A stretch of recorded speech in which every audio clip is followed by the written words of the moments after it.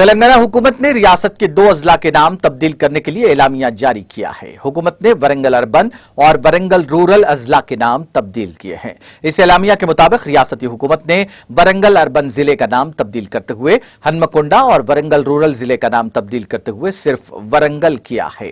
حکومت نے عوام سے خواہش کی ہے کہ وہ اس خصوص میں کسی بھی قسم کے اعتراضات ہوں تو داخل کریں۔ حکومت نے کہا کہ اضلاع کے ناموں کی تبدیلی اندرون 1 ماہ ہو جائے گی۔ ہنمکنڈا ضلع ہنمکنڈا اور پرکال ریونیو ڈویژنز پر مشتمل ہوگا۔